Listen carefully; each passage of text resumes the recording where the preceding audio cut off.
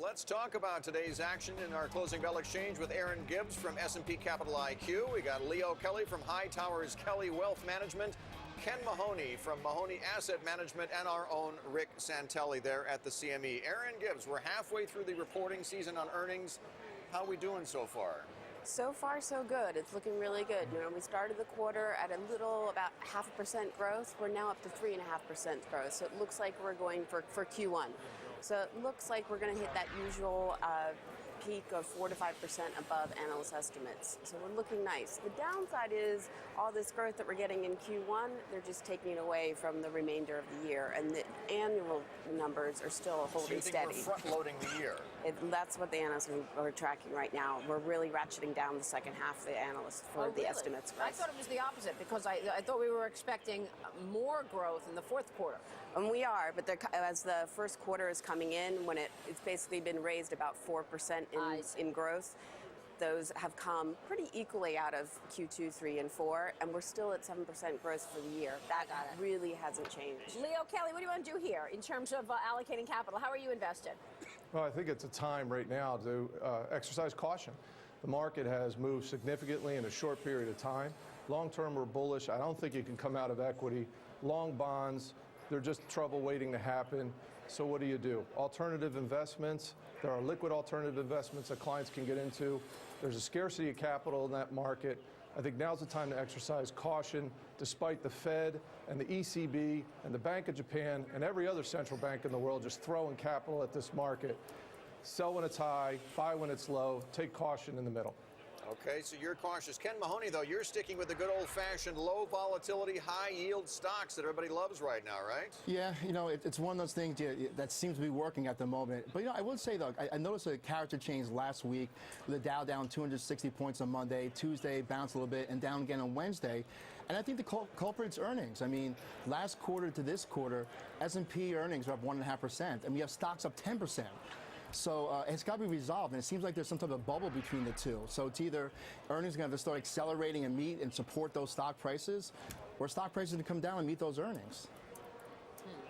What do you think happens? I actually think we're fairly valued. Right now, we're trading at about 14 times forward earnings, so that's still fairly depressed off of historical levels. I think we could still see a little more appreciation in the year, but again, I'd like to see the earnings growth come through, and I don't think that's going to come through anytime soon until we get rid of this, this wall of worry. And then finally, when we see the annual estimates come up, I think that's where we can see some real appreciation. 14 times is totally reasonable. Yeah, exactly. Historically speaking, yes. Yeah, exactly. When you consider where we've been. Yeah, we're well depressed. Rick Santelli, jump in here. What are you seeing? What's the action looking like today in Chicago? Well, 166 yield. I know our first guest said, stay away from bonds, but wasn't that long ago we were at 2%. It's been a decent rally.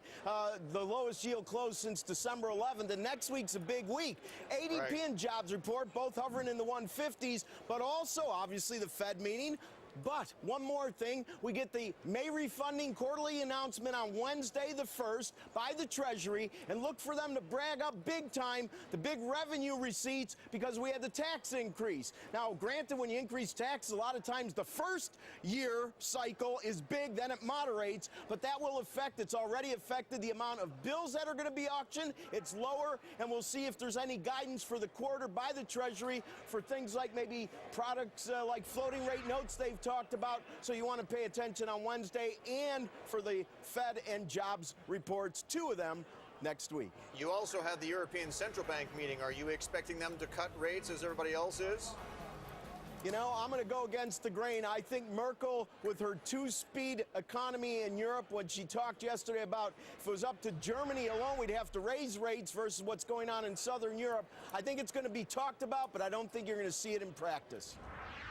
Leo, if we don't get a rate cut from Europe next week, what do you think our markets do? Well, I think our markets right now are hinging on what the Fed is doing. And listen, revenues are going down. We're seeing economic data starting to slow in terms of momentum. And I think gold is telling us something.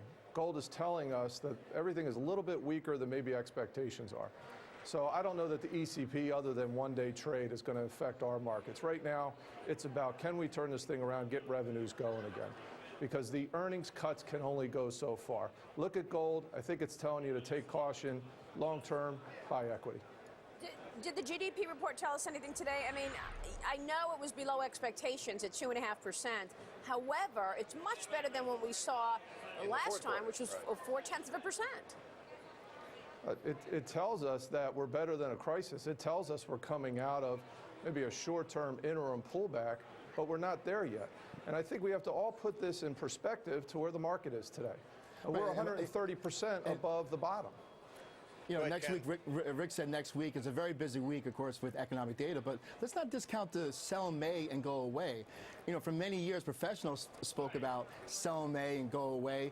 But the last couple of years, it really worked. I mean, European debt woes came to fruition, and now people on Main Street are talking about it. So as we turn the calendars over next week, let's not discount the sell in May, go away. Some people may get a little bit cautious about that and be like a kind of a collective self-fulfilling prophecy we may have. You know, on this GDP report, I'd just like to weigh in a bit. I know 2.5 is no 3.2, but I'll tell you what, I still think even at 2.5, that this number makes the first quarter appear much healthier than it is. I think you have to look at the weakness over-exaggerated in the fourth quarter, the growth in the first quarter exaggerated, and look somewhere in the middle. I think when we get done with this quarter, I have a feeling we're going to be closer to the 1.7 to 2.2 than we are to 2.5. Wow. Well, that and the Fed can only double its balance sheet so many times. Right. That's true. You still like financials, yes? Yes. Why? Rates are so low right now, it's tough to make a buck in that industry. Well, one of the reasons is, one, they're just trading at much lower valuations, and we've actually seen the biggest growth and the biggest revisions, both for Q1 and for the year coming out of financials. We just think the expectations are for them. Another thing is we also still really like the REITs. There are quite a few, not always necessarily single-family homes, but multifamily homes, the rentals REITs. The rental market's very hot right now. It is, and those are some that are really pushing really well. One of our favorites is Avalon Bay, and it's definitely one of the areas that we're looking at. Do you think we're going to see a lot of regulation change the banking sector, though? I mean, are these banks going to look the way they look today in 5 years? Oh, I doubt exactly 3 in years. 5. That's 5 years tough. There definitely. I'm sure there will be regulation changes, but I'm not expecting big ones going forward. Too big to fail? Yeah. You don't think they'll sell assets? All right. Thanks, everybody. We're there, yeah. Thank you, guys. Appreciate it. Have a good weekend. Thank We'll you. see you soon. We're in the final stretch here. We're picking up some steam here.